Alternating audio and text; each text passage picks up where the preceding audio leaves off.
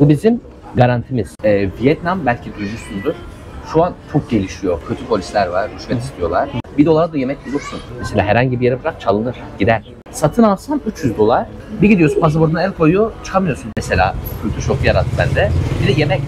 Şimdi motosikletleri görünce hemen Gökhan abi dedim ki abi ben buraya geldim ama motosiklet kiralayabilir miyim diye sordum. Prosedürü sordum nasıl olduğunu.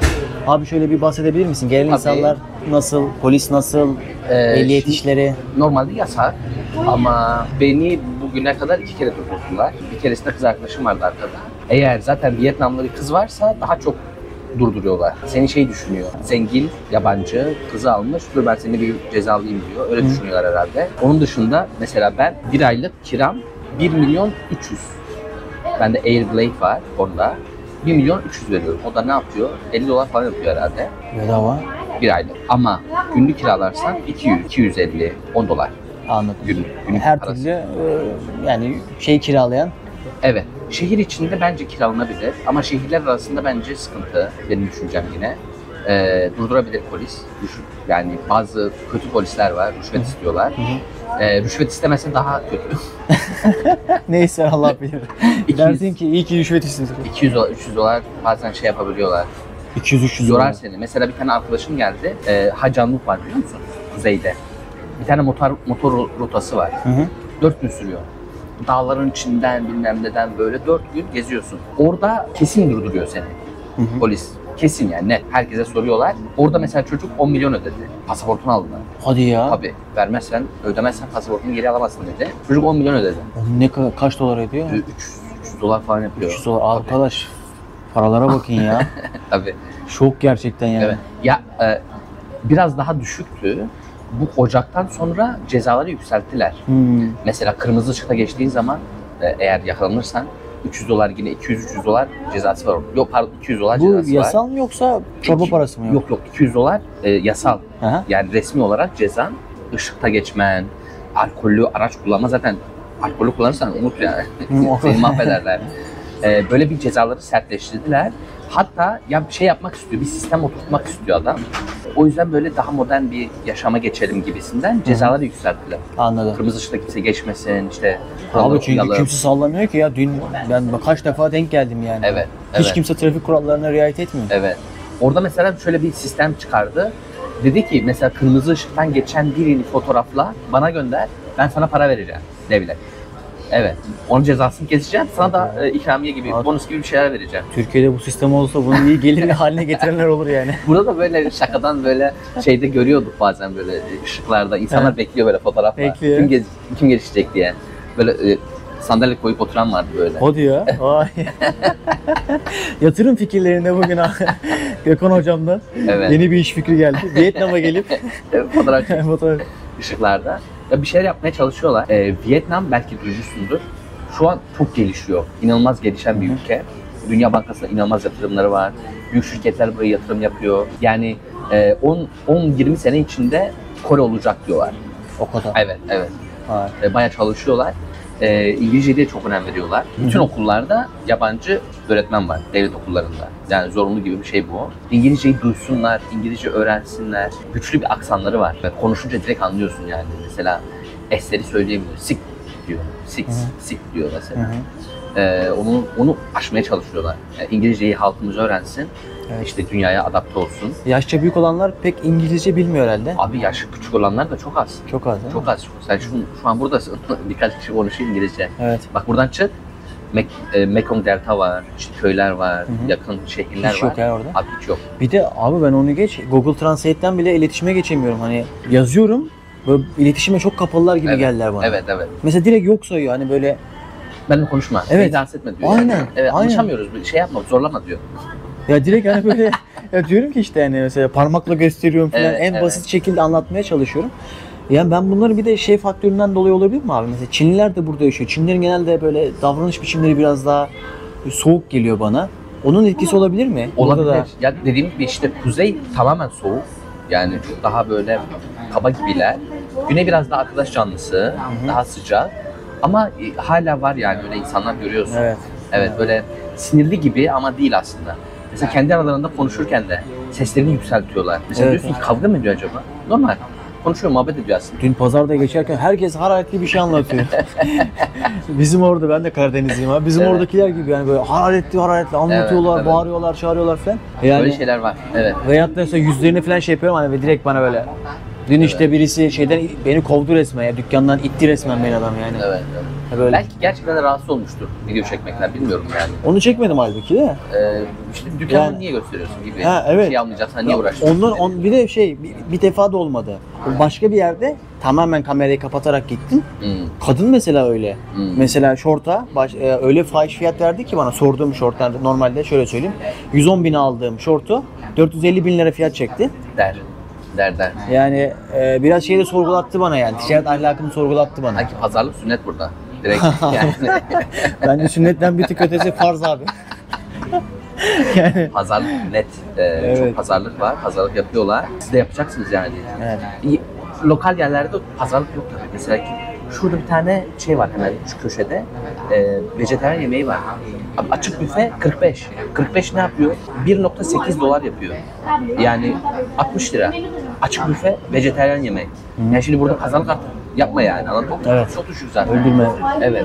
Ama bu işte mesela Bintan diye bir market var. Bizim Kapalı Çarşı gibi. Orada zaten herkes 3 katı yapıyor fiyatı. Evet. Ki sen pazarlık yaptığında normal fiyatına satsın. Evet. Çünkü biliyor pazarlık yapacaksın. Dün işte 350'den girdi bir tanesi. Daha ben pazarlığa başlamadan 200'e düşürdü. Daha nefes tüketmeden. Yani ben akşamında 110 aldım onu, 110 bine. Evet. Yani onu da çok üzerine düşmedim yani. Onun da hakkı bence 100'dü yani. Hani istesem onu da şey yaparım ama öyle öldürmedim yani. Ama onu da hissettirdi yani. Burası güzel. Yani insanlar genelde iyi. Kavgacılar mı peki? Ben kavga eden görmedim. Sanki nasıl kavga eder? Çok böyle sarhoştur, ne bileyim. Çok nadir ama. Çok nadir gördüm yani. Genelde chiller, böyle rahat. Dışarı çıktığı zaman da arkadaşlarıyla eğlenir, şey yapar. Böyle insanlara sataşayım, bir şey yapayım, o pek yok. Evet. Pek yok. Ya gelişmekte olduğunu hissettirdi sokaklar. İşte mekanlar doluydu. Evet, Dolup evet. taşıyordu. Herhalde dışarıda yemek kültürü var. Evet. Evlerde çok pişirme kültürleri yok mu? Dışarıda da ucuz olduğu için işte o vergi kısmından yani şimdi 30 bine de yapılır. 1 dolara da yemek bulursun. Onlar buluyorlar. Ve çok da seviyorlar yani 1 dolarlık yemeği. Onlar için sorun değil. O evde pişireceğim aynı, dışarıda yiyeceğim aynı. Genelde dışarıda yem var. Evde pişiren de var tabii. Çünkü mesela şu motorlar bıraktığımızda, hatta bak gösterelim. O önemli bir bilgi. Şöyle bir motor bıraktığımızda bize, seni şuraya koydum. Şöyle bir ticket veriyorlar, bilet. Bu bizim garantimiz. Ben diyorum ki motoru sana emanet ettim. O da bana bu bileti veriyor. Ben bunu kaybedersem ben motor almam için çok uğraşmam lazım. Benim motoru kiraladığım yeri aramam. Onlardan belge istemem lazım. Tabii Hadi ya, o yüzden mi ben hani sen öyle boş değil tabii, bu çok önemli. yani. Bunu kaybettiğim zaman sıkıntı vermiyor. Ben diyor, ben nasıl güveneyim sana diyor. Ama diğer türlü onlar motoru kaybederse sana motor ödüyorlar. O kadar. Tabii. Ha. Tabii. Diğer türlü niye bu sistem var? Çalıyorlar. Mesela herhangi bir yere bırak, çalınır, gider. Hadi ya. Tabii %60, %70. Geri döndüğünde güzel. motoru bulamayabilirsin. Alıp götürüyorlar mı ya? Tabii Çalıştırıyorlar götürüyor. mı? Götürüyor yani. Vay be. Evet. Yani çok nadir olmakla beraber hırsızlık da var. Mesela telefonla gidiyorsun elinde. Aha, Böyle çık çık çık. District 1'de olmaz, birinci bölgede olmaz. Ama böyle kenar mahallelere gittiğin zaman alır gider yani telefon. Anladım. Evet. Vietnam o zaman güvenli değil diyebilir miyiz? Nasıl deriz? Güvenlik konusuna ne yorum yaparsın? Şöyle, burada şehir merkezinde pek olmuyor. Ben görmedim, ben hiç yaşamadım. Ama mesela bir Türk arkadaşım District 12. bölgede yaşıyordu. Nursena. Onun telefonu çaldılar, iPhone'unu. Polis buldu sonra. Ondan sonra gazeteye çıktı. Polis telefonu verirken böyle el sıkışıyordu. Yani işte biz bulduk hani. Ama helal olsun. Evet buldular. Ama Ben var abi bir çuval şey kaybettim Malezya'da gasp edildiğim zaman. Yani adamlar hiçbir şey bulamadı ya. Yani hiçbir şey bulamadı. uğraşmamıştır. Abi yani hani istemese bile bir tanesi denk gelir yani. Hani hırsızlık malı bir tane bir şey bulunsun. Sanki sen yani gerçekten ölümden dönmüşsün. Evet. Nasıl hissettin o bıçağı şey yaptığında? Abi bıçağı hissettiğim zaman zaten şimdi ben ilk başta çantamı kavramaya çalışmıştım. Ondan sonra baktım bıçaklar çıktı. Yani namertlik Allah Allah. başladı. Sonra buradaki acıyı hissettim ensemde. Ondan sonra kanı gördüm. Ondan sonra dedim ki al çantayı, git dedim. Çantayı bıraktım.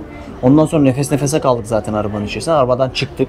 Arbede oldu mu yani? Tabii Sen arbede vereceğim, oldu. vermeyeceğim. Ya şöyle ilk başta ben çantama sarıldım arabanın içerisinde.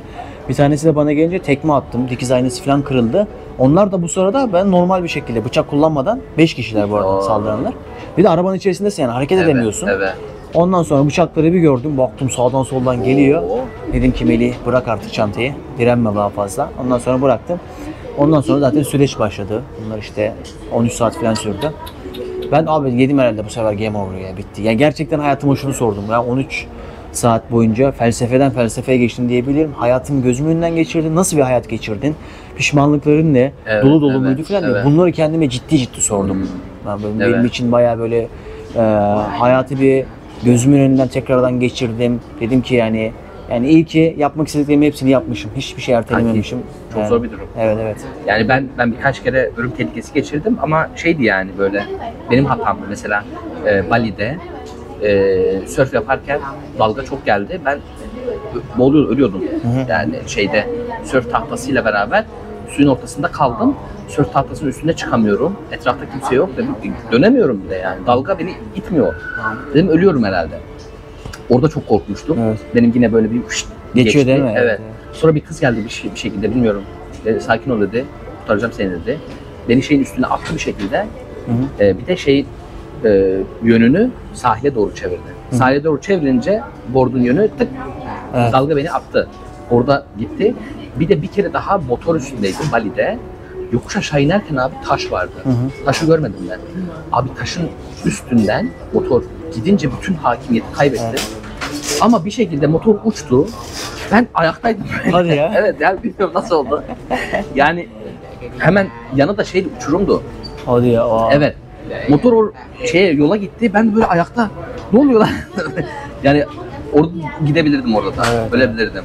Yani onu işte dediğin gibi abi, bazen insanın başına böyle şeyler Evet. geliyor ve sorgulattırıyor Evet, yani. evet. Motosiklet fiyatlarından bahsetmiştin. Onlardan da bahsedelim mi? Sen ne kadar kiralıyorum demiştin abi? 1.3 1 milyon. Hemen istersen direkt fiyatı söyleyeyim sana. Bende çevirici var. Genelde Güneydoğu Asya ülkelerinde motosiklet kiraladığınız zaman hani bir gün iki gün değil de biraz daha uzun kiraladığınız zaman çok komik rakamlara geliyor. Hatta ben şunda da denk geldim. Böyle çiftler burada motosiklet alıyorlar. Facebook grupları var. Böyle yazdığınız zaman işte Vietnam Motorcycle işte Sell Buy diye. Orada gruplara üye olabiliyorlar. Orada da ben baktım ya $200'dan başlıyor, $300, Var. $500'a kadar, Var. $1000'a kadar. Var. Hepsi var. Uzun kalınacaksa o da mantıklı herhalde. Ama sen de $50 mı Ben kiralamış 50 oluyorsun? dolar kiralıyorum. Satın alsam $300.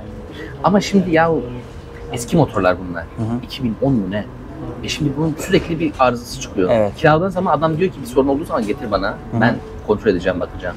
Bir de şimdi biz bunu üstümüze alamıyoruz. Evet. Bir şey yok yani. Motor sen bunu satın alamazsın. Sen git şimdi markete alamıyorsun. Çünkü yabancısın. Şimdi onun sıkıntısı da çıkar. İleride polis durdurur, bir şey olur falan filan. Onlara hiç girmediğim için ben. Burada bir taşınmaz mülk alınabiliyor mu? Kanki alamıyor herhalde ya. Böyle biliyorum. Ev mev alamıyorsun İş yani. kurmalar falan nasıl abi? İş kuran var ama galiba orada da ortak olması lazım. İş kuran var burada. Bir restoran var. Anatolia Turkish restoran var. Birinci bölgede. Dalat'ta işte o kahve işini yapan var. Ondan sonra Naçang'da var Türk restoranları. Oraya gittiğinde muhtemelen onlar Evet. sana bilgi verecektir. Evet. Tam böyle net bilgi yani. Vietnam böyle değişik bir ülke. Alışması biraz zor. Alıştıktan sonra yaşıyorsunuz. Bana genelde soruyorlar işte oraya gelinir mi? Yani burada hayali kurulmaması lazım. Avrupa'ya gidiyorum gibi bir hayal yok. Avrupa'da belki daha böyle insani haklar çok daha yüksektir bir şeydir. Abi burası 3. dünya ülkesi. Bizden biraz daha kötüler yani açıkçası. Şimdi beklentiyi çok yükseltmeyeceksin. Nedir? Farklısın. İnsanlar ilgi sana gösteriyor. Türkiye'deki siyahiler gibi. Türkiye'de siyahi gördüğümüz zaman konuşmak istiyoruz, tanışmak istiyoruz. Aynısı burada. Onlar seninle konuşmak istiyorlar çünkü beyazsın. Çünkü Avrupalı görünüyorsun. Türkleri çok tanımıyorlar şu anda. Ne biliyorlar genelde Türk deyince? Abi çok şey bilmiyor ya. Yani nerede olduğunu bile bilmiyor. Hadi ya. Evet. O da onun cahilliği mi değil? Yok genelde böyle. Ama bir şey diyeceğim. Mesela ben buraya gelmeden önce Vietnam nerede deseler ben de yanında hangi ülke var Evet. bilemezdim yani. Hani Asya'da derdim. Çünkü kopuk burası dediğin gibi. Güneydoğu Asya ile Türkiye kopuk yani. Abi çok ben uzak. Kamboçya'da falan sordum. Yani bırak nerede olduğunu Türkiye'yi bilmiyor. Türkiye'yi bilmiyor. Evet, Ülkenin evet. varlığını bilmiyor. hani, Çok uzak. hani ne bileyim Belarus'u bilmezsin. Evet, evet. Yani Dominik Cumhuriyeti'ni belki bilmezsin ama yani Türkiye'yi bilir misin gibi geliyor ama bilmiyor yani onlar. Zaten çok uzak. Bir ilişki yok. Bir bağ yok. Aynen. Bir bağ yok Gündemlerinde yani. hiç geçmiyor bile yani. Hayır, bir de ülke olarak da bir bağ yok. Hani böyle bir arkadaşlık bir şey. Hı-hı. Şeyimiz bile bir tane, elçiliğimiz. Hanoi'de. Mesela Ho Chi Minh o kadar büyük. Elçilik yok. Bu şey gösteriyor yani. Çok bir bağ yok. Evet. Evet. Hatta vize döneminde eskiden, şimdi biraz daha rahat. Eskiden Türk olduğun zaman sana artı fiyat çekiyorlardı. İşte Türklerin pasaport biraz daha zor, vize almak zor. Hadi ya. Tabii. Ben mesela çalışma iznimi alırken ben biraz daha fazla ödemiştim. İşte Türklerin pasaportu zor diye. Böyle şeyler vardı yani. Şu anda ama o da sisteme girdi herhalde. Tabii. Evet. Şu an herkes direkt online alıyor. Onlarla çalışmak nasıl peki? Yani Vietnamlarla çalışmak nasıl? Onların zaman dilimleriyle hani zamana... Çünkü Vietnam'da böyle İngilizce öğretmeniyle tanışmıştım. Diyor yani mail çok ağırlar, yavaşlar. Ben diyor Avrupa'dan geldim diyor. Oradaki disiplin falan yok diyor. Herkes diyor yavaş yavaş, Rahatlar, ağır. evet. Hani öyle çok bir şey yok, disiplin yok falan diyor. Yok. Burada evet. da öyle mi? Öyle. Yani mesela işte şirketle bir evrak işimiz var. Mesaj atıyorsun, dönmesi lazım değil mi? Onu halledeceksin. 2 gün sonra falan dönebiliyor yani. Hallederiz. Sallamıyor. Şey yapma diyor. Evet. Gelme diyor yani. Gündemleri ne peki abi? Televizyon izliyorlar mı? Sanki burada siyaset pek konuşulmuyor. Televizyon izliyorlar ama siyaset konuşulan ben hiç duymadım. Sebebi var mı? Komünizmden olabilir, bilmiyorum. Yani Fişleme vesaire falan korkuyorlar mı? bilmiyorum yani yani öyle bir geçmişten gelen bir şey var herhalde. Kimse siyaset konuşmuyor. Ben hiç duymadım yani. Ya işte böyle yapalım, işte Turizm Bakanı şunu yapmış, işte şu ihale gitmiş Evet, falan, yok, buna evet. gelmiş. Abi hiç. Zaten seçim de kendi aralarında oluyor herhalde. Şu anda tek parti değil mi? Gibi tek evet. kişi. Evet. Onların içinden birisi seçiliyor gibi. Anladım. Öyle ben anlayamadım yani. Birkaç kişi anlattı bana. Evet. Anlayamadım. Dediğim gibi çok da şey yapmıyorlar. Onlar da bilmiyor aslında. Onlar da Onlar da bilmiyor, çok da umursamıyorlar. yönetiyorlar işte diyor yani. Evet, çok da umursamıyorlar. Evet. Ama bence iyileşecek, daha iyi olacak. Bak buna rağmen rakamlar bence bizden biraz daha düşük, asgari ücretler. Hı-hı. Ne kadar? 10 milyon falan, 400-500 dolar diyelim. Ona rağmen abi insanlar eğleniyor. İnsanlar dışarı çıkıyor, insanlar güzel zaman geçiriyor. Arkadaşlarla beraber dışarı çıkıp yemek yiyebiliyorlar, eğlenebiliyorlar. Yani boş şey yapmıyorlar yani. Ay ben depresyondayım falan yok. Hiç olmazsa motorun üstüne biniyor abi. Burada şey var. Ride and talk. Sür ve konuş. Hiç olmazsa bunu yapıyor. Motorla geziyor abi. Ride and talk ha? Şey yapmıyor. Hiçbir yere Bu oturmuyor. bir kültür haline mi geldi? Evet, ride and talk. Akşam mesela alır abi bubble tea 2 tane. Girerken konuşuyor. Sen ne yaptın? İşte senin sevgilin ne oldu? Beni aldattı. Allah onun belasını versin. Hadi ya. Vallahi yemin ederim. Kız arkadaşım bir ara saat 9. Bir de ben ride and talk yapacağım. Ride and talk ne dedim ya? Evet. Bir de işte kız arkadaşımla biraz konuşacağız. Bir yere mi gideceksiniz dedim. Yok dedim, motor üstünde konuşup geleceğiz. Allah. Çok ilginçmiş. Evet. Demek ki sosyalleşmek için bu tarzda yöntemler deniyorlar. Her şey kullanıyor abi. Sosyalleşmek, yeter ki sosyalleşme olsun. Aile bağları nasıl abi? Çok kuvvetli. İnanılmaz kuvvetli. Bak bunların bir günü var. Tet Holiday. Gün değil aslında, bir hafta. Bizim Kurban Bayramı, ondan sonra bayramı gibi, şeker bayramı gibi. Avustralya'da olsa adam evine geliyor. O anda evde hep beraber zaman geçiriyorlar. Yiyorlar, içiyorlar, konuşuyorlar, muhabbet ediyorlar. Tet Holiday. Tet Holiday. Bunlar yeni yıl aslında. Çin'le beraber kutluyorlar. Ama Çin yılı deyince kızıyorlar. Bunlar Çin yılı diyor, Çin farklı. Biz Tet. Onlar Çin. Evet, onlara Çinli'ye benziyorsun dediğin zaman da çok kızarlar. Biz Çinli değiliz diyor, Vietnam. Çinliymiş falan. Hatta bir tane ada var. Hanoi'nin yanında. Onların da bir ada sıkıntısı var. Vietnamlar diyor bu ada bizim. Çin diyor yok ben bunu alacağım, görürsünüz falan. Orada bir savaş Sürtüşme var ha? Evet, bizim Kıbrıs gibi. Anladım. Ama Çin'de bu bölgede hep söz sahibi herhalde. Yatırımlar zengin, iş yerleri. Kamboçya gibi değil. Kamboçya'da bayağı söz sahibiydi. Kamboçya inanılmaz ya. Hatta gördün mü, orada bir alan var. Türk köleler çalışıyor. Ha, evet. Yani Sönük verilen bir tane denk geldi. Kaçırılan Türkiye denk geldim. Onun videosunu falan çektim. okey. Çocuk işte kaçmış, ellerinden falan kaçmış yani. Kamboçya'da şu an. Kamboçya'da yani o da işte bir adaya gitmiş. Adada Evet. hayatını idame ettiriyor ama tam ellerinden düşmüş Oo. Ondan sonra Dikkat etsinler. Bunlar genelde ilan yayınlıyor. Instagram'dan ya da YouTube'dan. $1500 maaş. İşte sadece şey yapacaksın. Müşteri hizmetleri olacaksın. Lojman vereceğiz, her şeyi vereceğiz. Bir gidiyorsun, pasaportuna el koyuyor, çıkamıyorsun. evet. Çok var. BBC'de bunun belgeseli var. İşte CNN'de belgeseli var. YouTube'da inanılmaz belgeseller var. Çok dikkat etsinler. Kamboçya'da iş öyle bir para yok zaten. $1500 sana niye versin abi? Adam orada çalışıyor zaten. Evet, $100 çalışıyor adam. Yani- $100 adam öldürüyor. Böyle bir para yok yani. Evet, Dikkat etsinler. Valla çıkamazlar. Burada o tarzda şeyler oluyor mu? Buradan kaçırılan var. Geçen Vietnamlılar böyle askerlerle bu bölge özel bir bölge Kamboçya'daki. Kamboçya ülkesine ait değil tam. Çin'le beraber özel bir bölge. O yüzden bizim diyorum artık. Vietnamlar askerlerle beraber gidip oradaki Vietnamlıları kurtardılar. Vallahi Vay. adam böbreğini almışlar. 2 tane böbrek yok. Hadi ya. Diyaliz makinesinde bağlı yaşıyor böyle. TikTok'ta video paylaşmışlar kurtardık diye. Hadi ya. Tabii. Çok korkuyorlar. Burada şey işte hani bizde var ya işte öcüler seni alır. Burada da Kamboçyalılar seni alır, kaçırır. Tabii Kamboçyalılar seni satar. Hadi. Ve satıyorlar da gerçekten yani. Kadınları satıyorlar orada. Alıp orada satıyorlar. Buradan kaçırıyorlar, orada satıyorlar. Tabii. Orada bir seks turizmi çok fazlaydı. Evet. Evet. Kamboçya'da. Vietnam'da bu durum nasıl abi? Ya Bu Vien Barlar Sokağı. Dün gittim oraya, görüntü Ha, falan çektim bayağı bir. Orada var. Evet. Ama Ho Chi Minh'de yani Kamboçya gibi, diğer yerler gibi değil.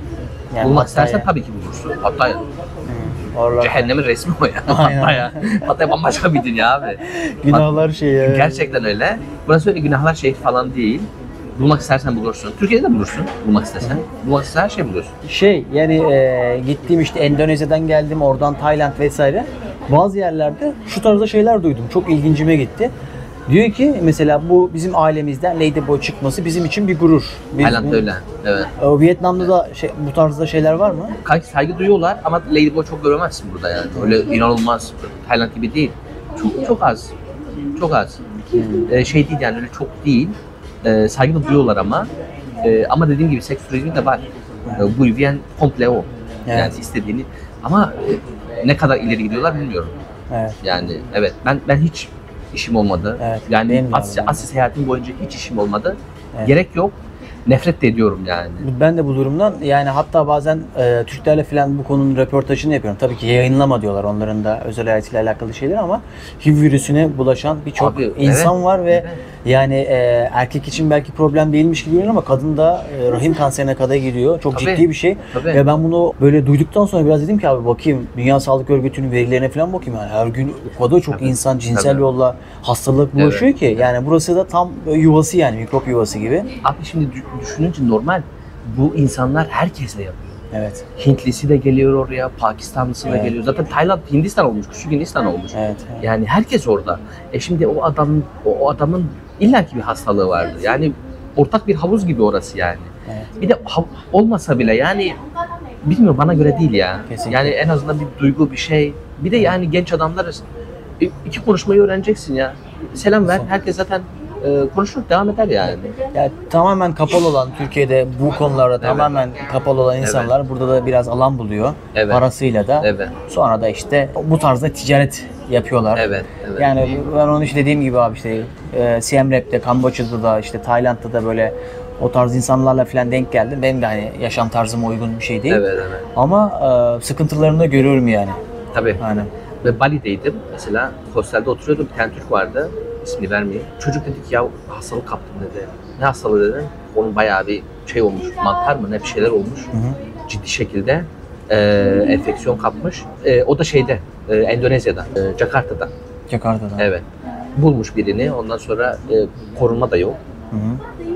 Kapmış Hastalık abi hastalığı. kapmış. Yani Çok kötü olsa ya. bir sürü para harcadı doktora falan. Evet. Yani her şeyi geçtim. Parayı geçtim, hastalığı geçtim. Yani Kötü yani. bir ton rezillik evet Yani bir ton ne bileyim. rezillik. Bana Burada göre- sağlık nasıl peki abi? Şimdi Vietnamlar için ucuz. Bir şey ödüyorlar ama çok ucuz yani. Böyle 50 bin, 100 bin doktor ücreti. İlaçlar da çok ucuz. Ama eğer Vietnam'daysan zaten birkaç tane hastane var yabancılara bakan. Bütün hastanelere gidemiyorsun. Ho Chi Minh'de 3 tane hastane vardır. Oralara gidebiliyorsun. Yabancılara bakma belgesi var çünkü. Diğerleri korkuyor, bakamıyor. Oralarda bakabilirsin. Ya da özele gidiyorsun. Mesela ben burada dengue fever kaptım. Dengue fever sinekten bulaşıyor. Ha evet. Evet, ölümcül bir hastalık. geçen sene 6 kişi falan ölmüş. Evet. Hadi ya. Evet. Bazı Yani- yerlerde şeylerini gördüm. O sivrisinek işareti falan var. Uyarıyorlardı yani Hı. sokaklarda falan. Evet, Nasıl etkisi nasıldı? Kanki Covid oldun mu? Yok. Ya böyle ateş 38 40'a vuruyor geliyor. 40'a vuruyor geliyor. Yani hiçbir şekilde hareket edemiyorsun. Hiçbir şey yemek istemiyorsun. Bir hafta boyunca böyle ölüyorsun. Bütün her yerin ağrıyor. Her yerin. Ondan sonra eğer kötüleşirsen diş etin kanamaya başlıyor. Affedersin, tuvalete gittiğinde kan görüyorsun. Vücudun kanamaya başlıyor. Çünkü damarlar küçülüyor onunla beraber. Ondan sonra patlıyor. Öyle bir şeyler oluyor. Hadi ya. Eğer kanamaya başladıktan sonra direkt hastanede müşahede altında olman lazım.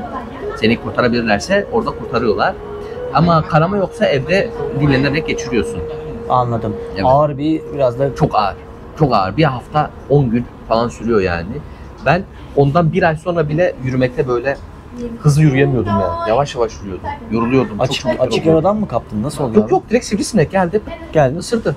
O kadar. Yani her an her yerde kapabilirsin. Hadi ya. Tabii. Ne yapacaksın? Sprey. Hı hı. Sıkıntılı olan yerlerde. Şu an ama şey değil, yağmur sezonu değil. Yağmur sezonunda genelde. Yağmur sezonunda çıkıyor sivrisinekler çok fazla. Bir de işte bulaştırıyor biliyorsun. Yani mesela dengue fever'lı bir sivrisinek ısırdığı herkesi şey yapabilir. Dengue fever yapabilir. Mesela sen de dengue fever oldun. Başka bir sivrisinek geldi senin ısırdı. O da dengue fever oldu. Denge fever. O Evet. başkasını ısırdığı O da başkası. zaman- Evet. Öyle bir Aa. şey var. Aa, Dikkat etmek lazım. ciddi bir şey. Tabii bir çok şey. ciddi. Çok. Buraya geldiğin zaman peki abi kültür şoku yaşadığın şeyler oldu mu? Zorluk yaşadığın veya en ilginç neler yaşadın? Abi ilk geldiğimde ben Ho Chi Minh'e gelmedim. Buranın Kayseri'si gibi bir yere gittim. Thanh Hoa diye bir yer. Galiba 10 kişi falan herhalde yabancı. Abi herkes bana çok dikkatli bir şekilde bakıyordu. Nereye gitsem. Çocuklar parmağıyla gösteriyordu. O beni artık böyle şey yaptı. Çok rahatsız etmeye başlamıştı. O mesela kültür şoku yarattı bende. Bir de yemek bulamıyordum ilk geldiğimde. Şekillere bakıyorum, değişik. Ben de içinde ne olduğunu bilmediğim şeyi yemek de istemiyorum. Ben bir ay falan herhalde yumurta ekmek yedim. Evet. O beni biraz zorladı. İnsanların konuşma şekli, sesli konuşmaları. Evet, o beni Sen biraz... çok sakin ve dingin bir şeyin var. Ben sakinim. Evet, Ben evet. Ses tonunda da öyle. evet, rahat bir insanım.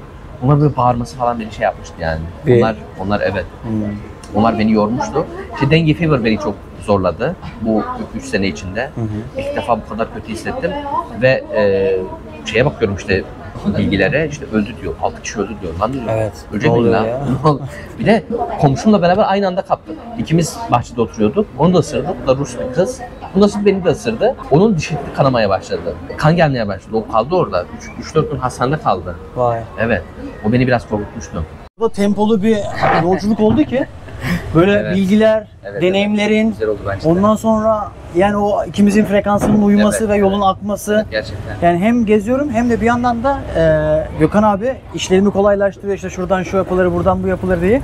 O yüzden şimdi buradayken de plan yapacağız. Bana böyle biraz rota çıkartacağız. Evet. Güzel hikayeler çekmek istiyorum. Abi dedim sana. Güzel yerlere göndereceğim seni. Evet. Yani o gerçek Vietnam'ı göstereceksin herhalde. Evet abi Takipte umarım. kalın. Gerçekten Takipte güzel kalın. yerler gelecek. Gökhan abi kanalını tekrardan hem Instagram'ını hem Facebook'unu. Gökhan Tunç Koyuncu. Her Gökhan yerde Tunç aynı. Beklerim. Evet. Asya ile ilgili videolar var. Bir de Vietnam'la ilgili işte böyle kafeler, bir şeyler. Buradaki hayatı göstermeye çalışıyorum. Beklerim. Ve çok keyifli geçiyor. Yani kesinlikle takip eden insanlar oradan çok faydalanacaktır. Biz diyoruz ki bu videoyu burada bitirelim. Çünkü o kadar done var ki yani sırf doneleri kaybetmemek için videodan bir şeyler kaybetmek istemiyorum. O yüzden de videoyu burada bitiriyorum. Hemen öteki videoya geçeceğiz. O yüzden takipte kalın. Bu yolculuk hakkındaki yorumlarınızı da belirtirseniz seviniriz. Bir dahaki videoda görüşmek üzere. Görüşürüz. Görüşmek üzere. Kalp.